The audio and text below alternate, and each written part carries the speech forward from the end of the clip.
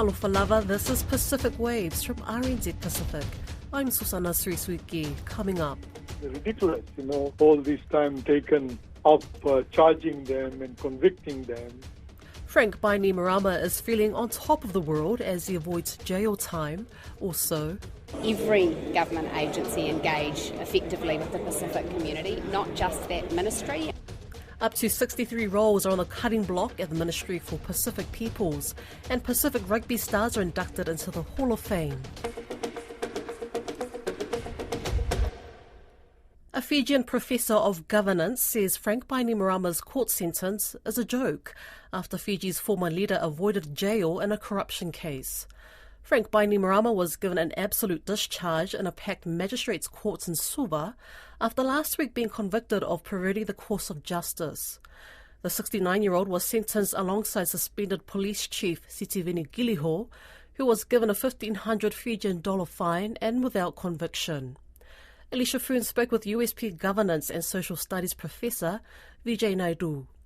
It is surprising. The sentencing is like the minimalist kind of approach, but the magistrate has been sympathetic to both the former Prime Minister and the former police commissioner. I don't know, it's some kind of deference or what, because she's the one, if you recollect, had acquitted them of all charges, and the referral by the Chief Justice who found them guilty back to the magistrate's court has then given her the authority to make the decisions regarding the sentencing. As I anticipated, I did not expect the magistrate to sentence them for the maximum of, 10 years, case of Bainimarama, 5 years, in the case of Giliho. But what the sentence now is quite farcical because, these persons are found guilty and they are given sentences that,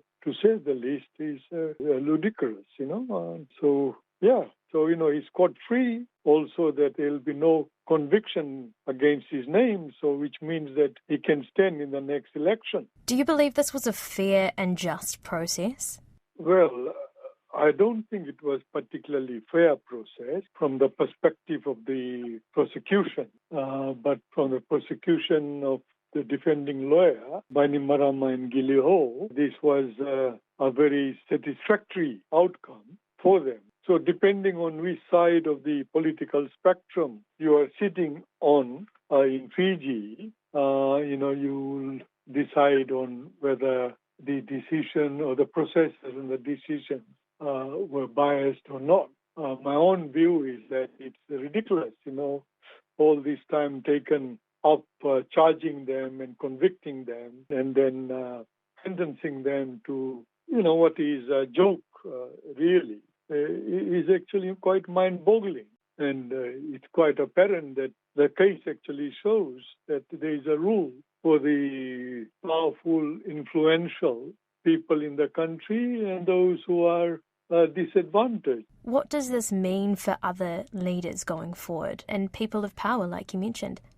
Yeah, well, the thing is that we have had former prime ministers sentenced and convicted, serving terms in jail or as extramural prisoners. So Mahendra Chaudhry has done his time, so has Garase. So I think much depends on, who the magistrate is and what factors they take into account. Of course, like everywhere else, we have magistrates and magistrates. Their decisions can vary quite considerably. I don't think Bainimarama is out of the woods yet because there is a whole string of other charges that he'll face in the coming months. Who knows if the court, magistrate's court, and the magistrates are different or he's different in the next case, then he may be imprisoned. Personally, my view is that when you think about other public servants who have been, and politicians who have been jailed for a minimum of 12 months for abuse of office and conflict of interest and corruption, this outcome in that context is not particularly fair. in terms of, the sentencing, and I think reflects fully on Fiji's judiciary. The magistrate's reasoning was poor health, that he could have a heart attack in prison. Well, look, Mr. Lasanyangkarase was not a well man when he was sentenced, and he was sentenced a little more than the 12 months that he was sent in for. I think this is very special treatment myself, I think there are issues around that. Contextually speaking, he got the majority of votes as an individual politician in the December 2022 general election. And since this court case began, there have been a number of gatherings where his supporters, both civilian, military and naval, have turned up to show their support for him. And one wonders whether that context also influenced the magistrate's decision. He is very popular, like you mentioned. People are rooting for him and do support him. Well, yes and no. I don't think the majority indigenous Fijian voters support him anymore. The ethnic minorities in the country certainly support him, and with overwhelming majorities. It's not all rural people. There is an ethnic dimension to this. And I want to mention as well that he was sentenced alongside suspended police chief Sitiveni Ngilio, who was given a fine of 1,500 Fijian dollars without conviction as well. So what does this mean for Ngilio's future? Well, it is all very farcical, But, I don't think Ngilio would ever be appointed in the police force. And I can't speak for the military. He's got his own proclivities, so I wouldn't know. But under the current government, I doubt it very much that he'd ever get any position in the public service or in the statutory body. I don't think he's actually employable, full stop. Fijian state prosecutors are appealing the sentences. New Zealand's Ministry for Pacific Peoples is proposing a 40% staff cut. The country's largest trade union, the Public Service Association, says the ministry has informed staff that it's looking to shed 63 of 156 positions. Fino Fonua has more. Opposition MPs have slammed the decision, which they say will undermine the delivery of services to Pacifica communities in New Zealand. Labour MP and former Deputy Prime Minister Carmel Sepuloni says the massive cut indicates a move to get rid of the ministry. We have to wonder whether these are the first steps towards abolishing ministry. I mean, it's undermining the funding and resourcing to an extent that it starts to look like they are trying to make it as ineffective as possible and potentially justify what ACT wanted from the beginning, which is the disestablishment of the ministry. It's the latest proposal by government to cut staff across the public sector. Within the last week, the Ministry for Primary Industries and the Ministry of Health proposed cuts amounting to over 400 positions.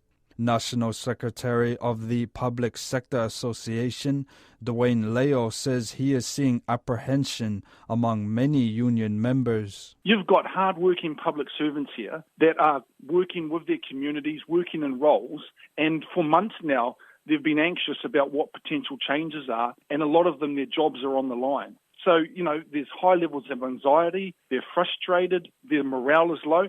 Prime Minister Chris Luxon says the cuts are needed to, quote, right-size the public service.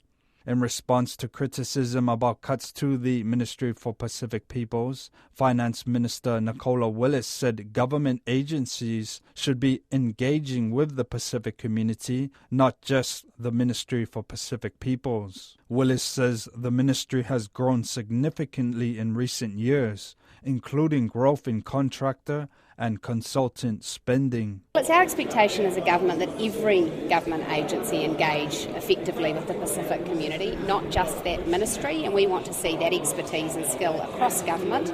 We think that the growth that's gone on in that ministry was excessive. Public Sector Association National Secretary Dwayne Leo disagrees. He says the cuts will have far-reaching consequences for the health and well-being of Pacifica families in Aotearoa and across the Pacific. We know that Pacifica families are more likely to be in overcrowded, unhealthy housing situations and challenging environments, and they're also struggling with the current cost of living. The ministry plays an active role in supporting housing development, the creation of training and employment opportunities, and supporting Pacifica languages, cultures and identities, and also developing social enterprises. This is all going to suffer. The extent of staff cuts will be revealed next month, when the New Zealand government is expected to announce its budget on May 30th. Nearly 12 years ago, the then Catholic Archbishop of Rabaul in Papua New Guinea, Francesco Panfilo, took on giant Malaysian logging and palm oil developer Rembunan Hijau on the side of the beleaguered landowners in East New Britain.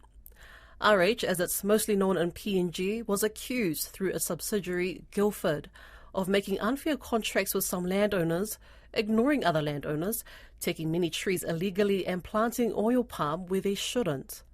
The Archbishop led the battle to try and have these contracts renegotiated, but this process was stymied by the COVID pandemic and what he says as legal manipulations on RH's part. RH is notoriously difficult to reach for comment, but RNZ Pacific is continuing to pursue them. Now retired and living in the Philippines, Francesco Panfilo is still involved in the battle and told Don Wiseman he hopes the PNG Supreme Court will next month direct RH to renegotiate. Apparently, they were delaying. So in 2019, we asked for a second mediation. And also in the second mediation was agreed that we would proceed.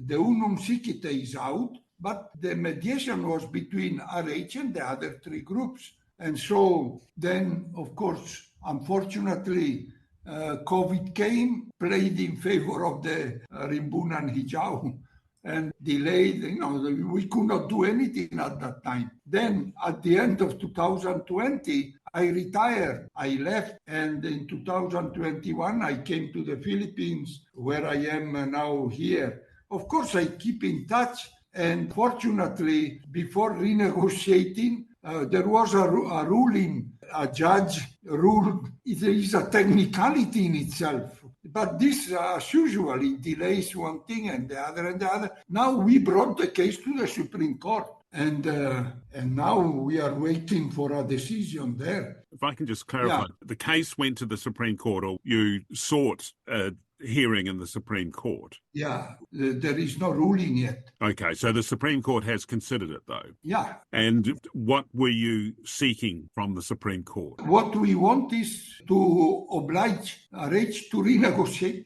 because that is the agreement that we came upon, that we had. We have to renegotiate the agreements. Because the agreements were so one-sided, there is no doubt about it, I don't know. Besides, strictly speaking, if the landowners were to go to court on specific issues, they could have so many cases. For example, the environmental destruction, because I believe that there was an international group that made an investigation about the environmental damage. I have seen the report, and it's extremely damaging. It's understandable why RH tries to delay them, to avoid. And then, for example, the rental fees, what were supposed to be agreed before, they have not been receiving anything for a long time. What RH is doing is getting some people from the different groups who are not really democratically elected by their group, but they give, RH gives them money, and for scholarship and this and that. According to me, RH should give money to the rightful landowners, for example, for school fees and this and that, but nothing is happening.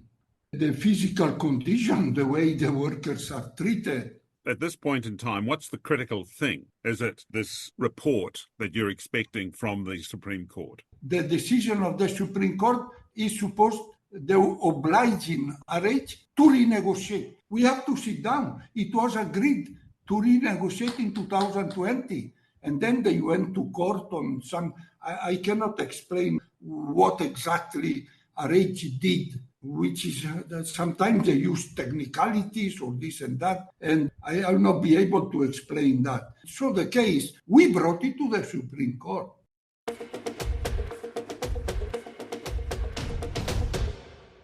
The first ever Pacifica Rugby Hall of Fame event recognises the efforts of rugby legends and stars in helping develop the sport across the globe. From Tui Fa'asisina Sir Brian Williams to the ever-promising Mark Talia, it's an occasion that's considered long overdue. Eliasa Tora was at the event and has the story. What a night! What an event! Sir Brian Williams, one of the 7 legends being inducted, says it's something that is deserving in recognizing the efforts of Pacifica players all over the world. Well, I think it's well documented now that Pacifica players are making a great contribution to rugby, not only in New Zealand, but throughout the world. You look at the Wallabies, you look at the home nations, and in the UK, there's so many Pacifica players starring in the various. So I think it's timely and appropriate. The man they call the King of Sevens and the Wizard, Fijian icon Waisale Serevi, says he is honoured and to be representing all Fijian rugby players as an inductee, and thanks all players and coaches who have helped him along the way. For me, I thank God Almighty for being the source of strength, the talent that He gave me to be a rugby player. To be inducted into the Pacifica Hall of Fame, it's huge for me. It's an honor and privilege for me. And I want to thank all the coaches and all the players that we played together all those years, and the coaches that coached me. And I believe that I'm representing all our Fijian rugby players. Manu Samoa great and the man they call the chiropractor because of his bone-crunching tackles. Muliangatele Brian Lima says recognizing the island's rugby players now will be an incentive to future players to work towards. It's a privilege and honor to be here, and also inducted into the Hall of Pacifica Rugby Hall of Fame. When I look at going forward in the next few years, I'm sure the Pacific Island boys were looking forward to this. I inducted into the Hall of Fame, Rugby Hall of Fame in 2011, and this is the second one. It's a big one. Former All Black great and Pacifica Hall of Fame board chairman La'auli Sir Michael Jones says the association now gives Pacifica Rugby the platform to push for representation at the decision-making table and bring real change for Pacifica people. We have to be at the decision-making table. We have to be there on behalf of our people. Pacifica more Pacifica. I hope you're really getting this. Our ability to make a difference, not only for around rugby, but using it as a vehicle to make a difference for our people. I truly believe that. We've got to believe that rugby is just the mechanism to bring real change for our people. The 7 inductees recognized at Eden Park in Auckland during the induction event were the late John Olomu, representing Tonga and New Zealand, the late Peter Fatialofa of Samoa, Waisale Serevi of Fiji, George Smith of Tonga and Australia, Muliangatele Brian Lima of Samoa, Seuli Fiao'o Fa'a Mausili of Samoa and New Zealand, and Tui Fa'asisina Sir Brian Williams of Samoa and New Zealand. That's Pacific Ways for today. To listen back, head over to rnzi.com/programs. We're also on Spotify, Apple and iHeartRadio. From myself and the RNZ Pacific team, so far, so far.